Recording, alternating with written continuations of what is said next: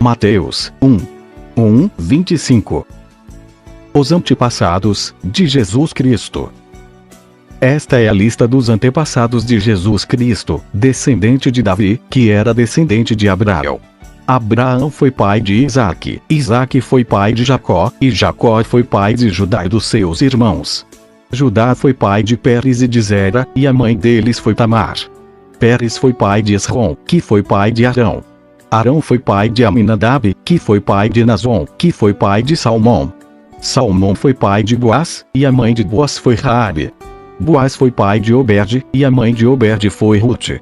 Obed foi pai de Jessé, que foi pai do rei Davi.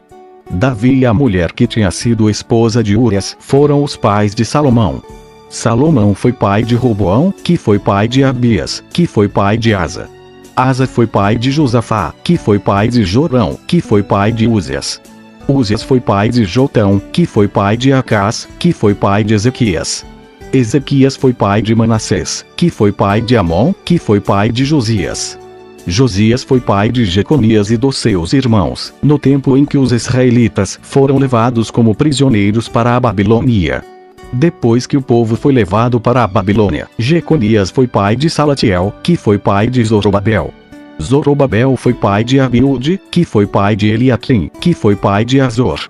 Azor foi pai de Sadoque, que foi pai de Aquim, que foi pai de Eliúde. Eliúde foi pai de Eleazar, que foi pai de Matã, que foi pai de Jacó. Jacó foi pai de José, marido de Maria, e ela foi a mãe de Jesus, chamado Messias.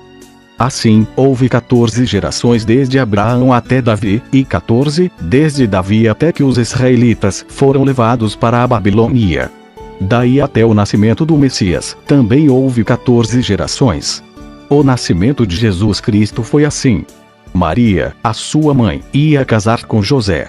Mas antes do casamento, ela ficou grávida pelo Espírito Santo. José, com quem Maria ia casar, era um homem que sempre fazia o que era direito.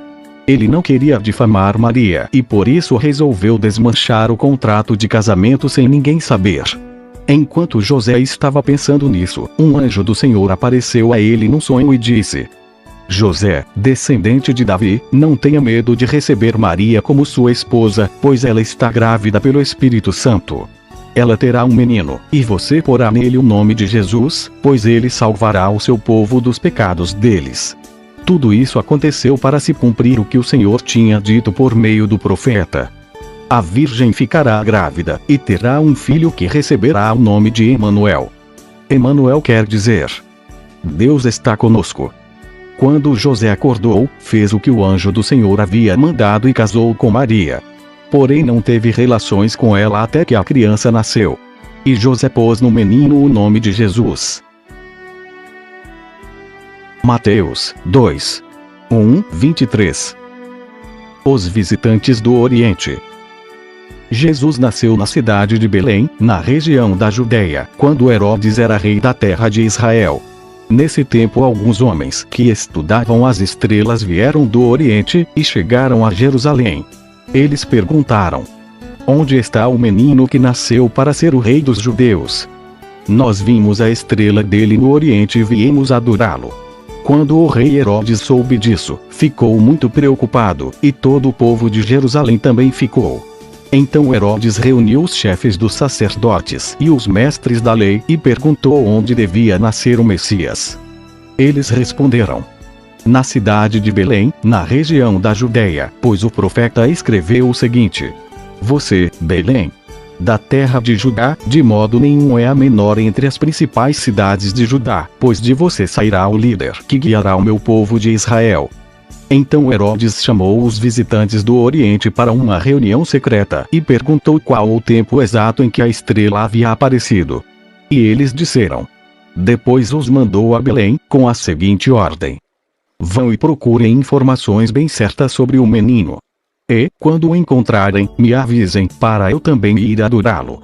Depois de receberem a ordem do rei, os visitantes foram embora. No caminho viram a estrela, a mesma que tinham visto no Oriente. Ela foi adiante deles e parou acima do lugar onde o menino estava. Quando viram a estrela, eles ficaram muito alegres e felizes. Entraram na casa e encontraram o menino com Maria, a sua mãe. Então se ajoelharam diante dele e o adoraram. Depois abriram os seus cofres e lhe ofereceram presentes: ouro, incenso e mirra. E num sonho Deus os avisou que não voltassem para falar com Herodes. Por isso voltaram para sua terra por outro caminho. Depois que os visitantes foram embora, um anjo do Senhor apareceu no sonho a José, e disse: levante-se, pegue a criança e a sua mãe e fuja para o Egito. Fiquem lá até eu avisar, pois Herodes está procurando criança para matá-la. Então José se levantou no meio da noite, pegou a criança e a sua mãe e fugiu para o Egito. E eles ficaram lá até a morte de Herodes. Isso aconteceu para se cumprir o que o Senhor tinha dito por meio do profeta: eu chamei o meu filho, que estava na terra do Egito. Quando Herodes viu que os visitantes do Oriente o haviam enganado, ficou com muita raiva, e mandou matar, em Belém e nas suas vizinhanças, todos os meninos de menos de 2 anos. Ele fez isso de acordo com a informação que havia recebido sobre o tempo em que a estrela havia aparecido. Assim se cumpriu o que o profeta Jeremias tinha dito: ouviu-se o som em Ramá, o som de um choro amargo. Era Raquel chorando pelos seus filhos. Ela não quis ser consolada, pois todos estavam mortos. Depois que Herodes morreu, um anjo do Senhor apareceu no sonho a José, no Egito, e disse: levante-se, pegue a criança e a sua mãe e volte para a terra de Israel, pois as pessoas que queriam matar o menino já morreram. Então José se levantou, pegou a criança e a sua mãe e voltou para a terra de Israel. Mas, quando ficou sabendo que Arquelau, filho do rei Herodes, estava governando a Judéia no lugar do seu pai, teve medo de ir morar lá. Depois de receber num sonho mais instruções, José foi para a região da Galileia e ficou morando numa cidade chamada Nazaré. Isso aconteceu para se cumprir o que os profetas tinham dito: o Messias será chamado de Nazareno. Isaías 9, 2, 7. O príncipe da paz. O povo que andava na escuridão viu uma forte luz. A luz brilhou sobre os que viviam nas trevas. Tu, ó Deus, aumentaste esse povo e lhe deste muita felicidade. Eles se alegram pelo que tens feito, como se alegram os que fazem as colheitas, ou como os que repartem as riquezas tomadas na guerra. Tu arrebentaste as suas correntes de escravos, quebraste o bastão com que eram castigados. Acabaste com o inimigo que os dominava, assim como no passado acabaste com os midianitas. As botas barulhentas dos soldados e todas as suas roupas sujas de sangue serão completamente destruídas pelo fogo. Pois já nasceu uma criança, Deus nos mandou um menino que será o nosso rei. Ele será chamado de Conselheiro Maravilhoso, Deus Poderoso, Pai Eterno, Príncipe da Paz. Ele será descendente do rei Davi. O seu poder como rei crescerá, e haverá paz em todo o seu reino. As bases do seu governo serão a justiça e o direito, desde o começo e para sempre. No seu grande amor, o Senhor Todo-Poderoso fará com que tudo isso aconteça. Lucas 2, 52. O nascimento de Jesus. Naquele tempo o imperador Augusto mandou uma ordem para todos os povos do império. Todas as pessoas deviam se registrar a fim de ser feita uma contagem da população. Quando foi feito esse primeiro recenseamento, Cirênio era governador da Síria. Então todos foram se registrar, cada um na sua própria cidade. Por isso José foi de Nazaré, na Galileia, para a região da Judeia, a uma cidade chamada Belém, onde tinha nascido o rei Davi. José foi registrar-se lá porque era descendente de Davi. Levou consigo Maria, com quem tinha casamento contratado. Ela estava grávida, e aconteceu que, enquanto se achavam em Belém, chegou o tempo de a criança nascer. Então Maria deu à luz o seu primeiro filho. Enrolou o menino em panos e o deitou numa manjedoura, pois não havia lugar para eles na pensão. Naquela região havia pastores que estavam passando a noite nos campos, tomando conta dos rebanhos de ovelhas. Então um anjo do Senhor apareceu, e a luz gloriosa do Senhor brilhou por cima dos pastores. Eles ficaram com muito medo, mas o anjo disse: não tenham medo. Estou aqui a fim de trazer uma boa notícia para vocês, e ela será motivo de grande alegria também para todo o povo. Hoje mesmo, na cidade de Davi, nasceu o Salvador de vocês, o Messias, o Senhor. Esta será a prova. Vocês encontrarão uma criancinha enrolada em panos e deitada numa manjedoura. No mesmo instante apareceu junto com o anjo uma multidão de outros anjos, como se fosse um exército celestial. Eles cantavam hinos de louvor a Deus, dizendo: Glória a Deus nas maiores alturas do céu, e paz na terra para as pessoas a quem Ele quer bem. Quando os anjos voltaram para o céu, os pastores disseram uns aos outros: Vamos até Belém para ver o que aconteceu. Vamos ver aquilo que o Senhor nos contou. Eles foram depressa, e encontraram Maria e José, e viram o menino deitado na manjedoura. Então contaram o que os anjos tinham dito a respeito dele. Todos os que ouviram o que os pastores disseram ficaram muito admirados. Maria guardava todas essas coisas no seu coração e pensava muito nelas. Então os pastores voltaram para os campos, cantando hinos de louvor a Deus pelo que tinham ouvido e visto. E tudo tinha acontecido como o anjo havia falado. Uma semana depois, quando chegou o dia de circuncidar o menino, puseram nele o nome de Jesus. Pois o anjo tinha dado esse nome a um menino antes de ele nascer. Chegou o dia de Maria e José cumprirem a cerimônia da purificação, conforme manda a lei de Moisés. Então eles levaram a criança para Jerusalém a fim de apresentá-la ao Senhor. Pois está escrito na lei do Senhor: todo primeiro filho será separado e dedicado ao Senhor. Eles foram lá também para oferecerem sacrifício 2 rolinhas ou 2 pombinhos, como a lei do Senhor manda. Em Jerusalém morava um homem chamado Simeão. Ele era bom e piedoso e esperava a salvação do povo de Israel. O Espírito Santo estava com ele, e o próprio Espírito lhe tinha prometido que, antes de morrer, ele iria ver o Messias enviado pelo Senhor. Guiado pelo Espírito, Simeão foi ao templo. Quando os pais levaram o menino Jesus ao templo para fazer o que a lei manda, Simeão pegou o menino no colo e louvou a Deus. Ele disse: Agora, Senhor, cumpriste a promessa que fizeste e já podes deixar este teu servo partir em paz. Pois eu já vi com os meus próprios olhos a tua salvação, que preparaste na presença de todos os povos, uma luz para mostrar o teu caminho a todos os que não são judeus e para dar glória ao teu povo de Israel. O pai e a mãe do menino ficaram admirados com o que Simeão disse a respeito dele. Simeão os abençoou e disse a Maria, a mãe de Jesus: Este menino foi escolhido por Deus tanto para a destruição, como para a salvação, de muita gente em Israel. Ele vai ser um sinal de Deus. Muitas pessoas falarão contra ele, e assim os pensamentos secretos delas serão conhecidos. E a tristeza, como uma espada afiada, cortará o seu coração. Maria. Havia ali também uma profetisa chamada Ana, que era viúva e muito idosa. Ela era filha de Fanuel, da tribo de Aser. 7 anos depois que ela havia casado, o seu marido morreu. Agora ela estava com 84 anos de idade. Nunca saía do pátio do templo e adorava a Deus dia e noite, jejuando e fazendo orações. Naquele momento ela chegou e começou a louvar a Deus e a falar a respeito do menino para todos os que esperavam a libertação de Jerusalém. Quando terminaram de fazer tudo o que a lei do Senhor manda, José e Maria voltaram para Galileia, para a casa deles na cidade de Nazaré. O menino crescia e ficava forte, tinha muita sabedoria e era abençoado por Deus. Todos os anos os pais de Jesus iam a Jerusalém para a festa da Páscoa. Quando Jesus tinha 12 anos, eles foram à festa, conforme o seu costume. Depois que a festa acabou, eles começaram a viagem de volta para casa. Mas Jesus tinha ficado em Jerusalém, e os seus pais não sabiam disso.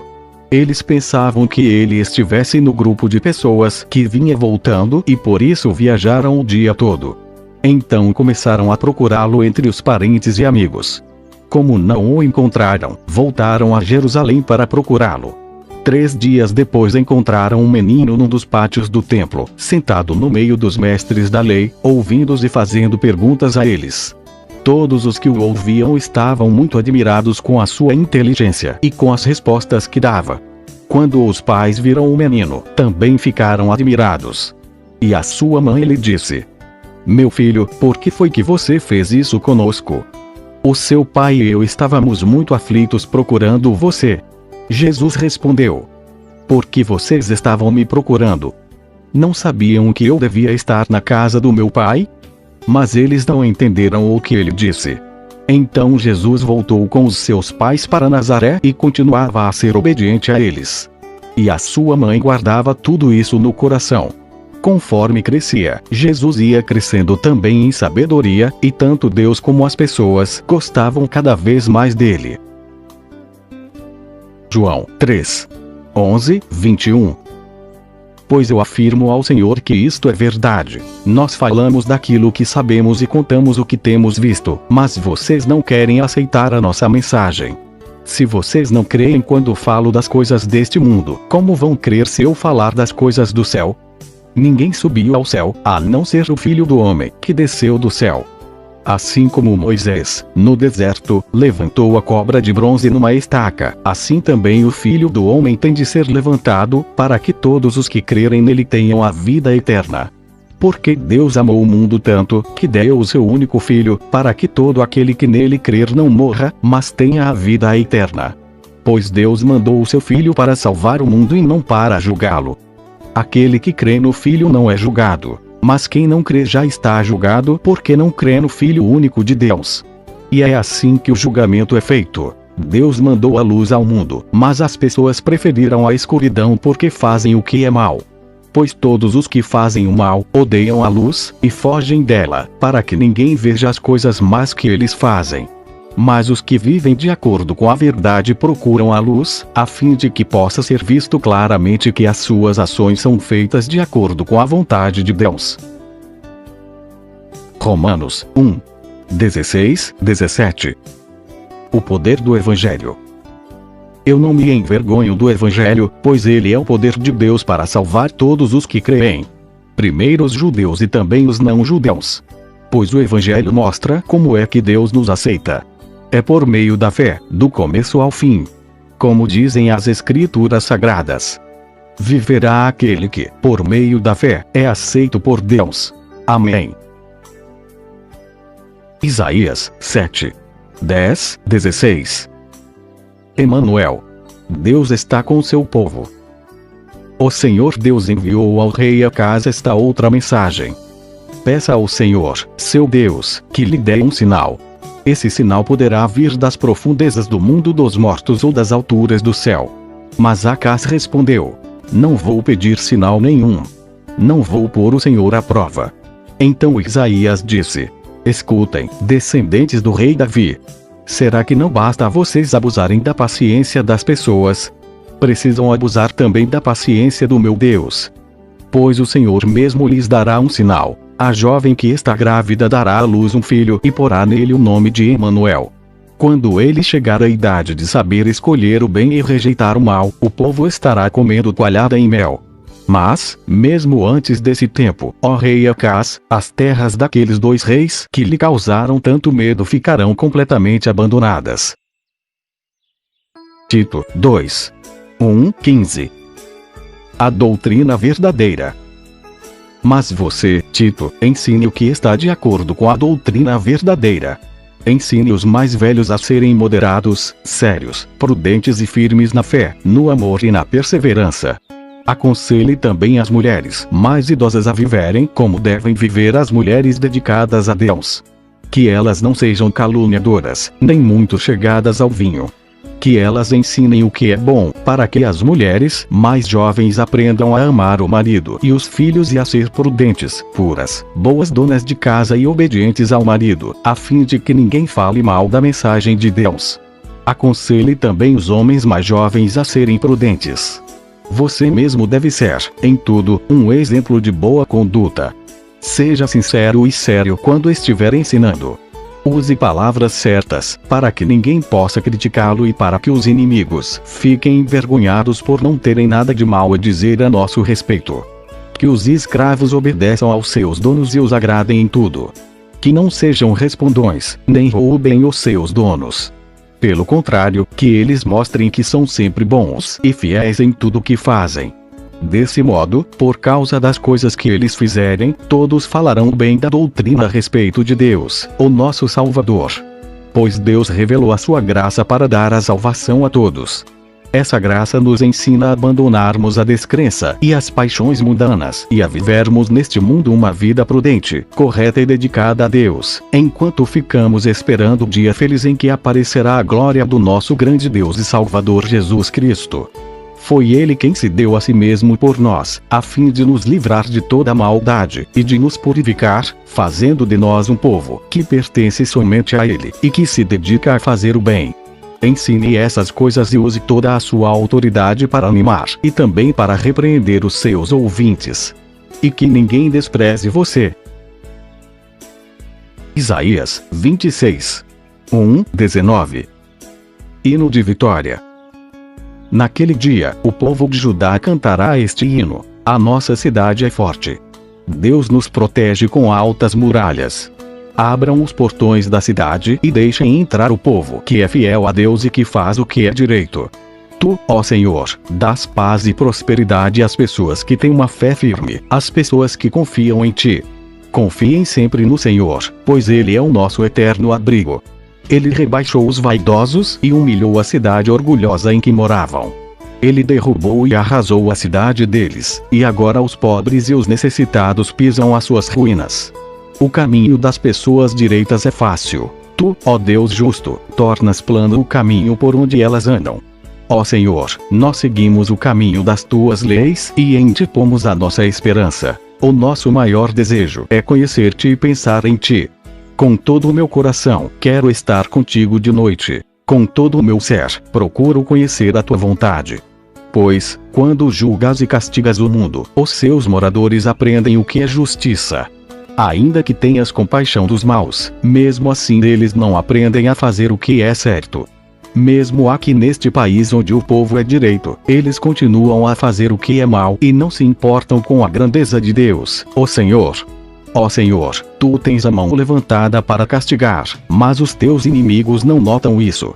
Porém, quando virem o grande amor que tens pelo teu povo, então ficarão envergonhados. Que o fogo da tua ira os devore. Ó Senhor, tu nos fazes prosperar. Tudo que conseguimos é feito por ti. Ó Senhor, nosso Deus, temos sido dominados por outros povos e pelos seus deuses, mas confessamos que só tu és o nosso Deus. Aqueles povos estão mortos, não voltarão a viver. São somente sombras, não ressuscitarão. Pois tu os castigaste e destruíste, e ninguém lembra mais deles. Tu, ó Senhor, fizeste a nossa nação ficar maior. Aumentaste o território do nosso país, e isso trouxe glória para o teu nome. Castigaste o teu povo, ó Senhor. Na nossa aflição, oramos a ti. Como uma mulher que está dando à luz se torce e grita de dor, assim estávamos nós por causa de ti, ó Senhor. Nós sofremos dores de parto e nos torcemos, mas não demos nada à luz. Não conseguimos nenhuma vitória para o nosso país, nem fizemos aumentar o número de pessoas na terra. Os mortos do nosso povo voltarão a viver. Os seus corpos ressuscitarão. Os que estão no mundo dos mortos acordarão e cantarão de alegria. Como o orvalho que tu envias dá vida à terra, assim de dentro da terra os mortos sairão vivos. Amém.